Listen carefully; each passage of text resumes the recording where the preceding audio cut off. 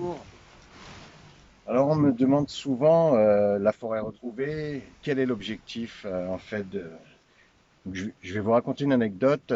Je ramenais deux petits chiots de Tana jusqu'à Majinga et une fois passé la ville de Maevatan, qui est la ville certainement la plus chaude de tout Madagascar, j'ai donc cherché un arbre pour avoir de l'ombre pour leur donner à boire.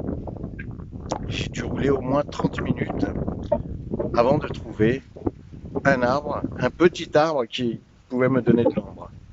Donc voilà, le constat, c'est que sur 250 kilomètres, ici, c'est devenu un désert.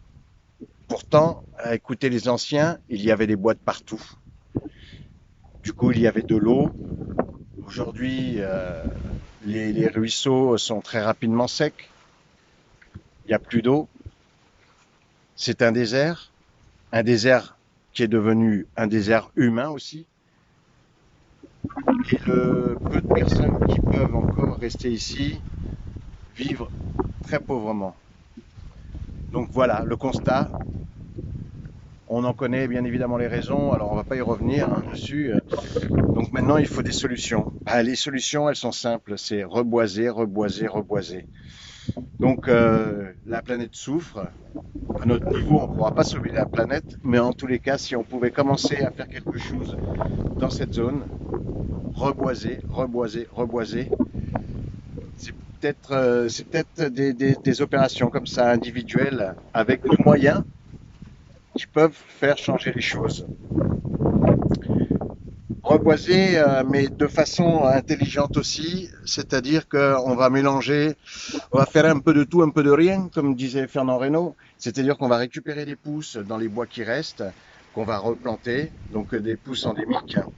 Ensuite, on va planter des arbres fruitiers pour la nourriture, donc que ce soit orange, citron, papaye, euh, coco, noix de cajou, enfin, la liste est longue. On va aussi planter des arbres pour le bois, d'accord. Comme là, cette année, on a planté plus de 1000 acacias, qui est un très bon bois.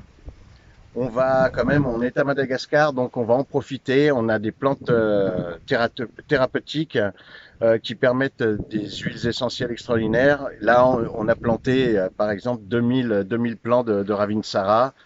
Donc c'est une plante qui est connue mondialement même pour ses bienfaits. Voilà, donc reboiser, reboiser, reboiser. La planète souffre. Toutes les civilisations ont respecté la terre. Chez les Incas, c'était la Pachamama. La terre nourricière, il faut la respecter. On va essayer de la respecter. On ne parle même pas d'écologie, on parle juste de bon sens. Un bon sens durable pour tout le monde.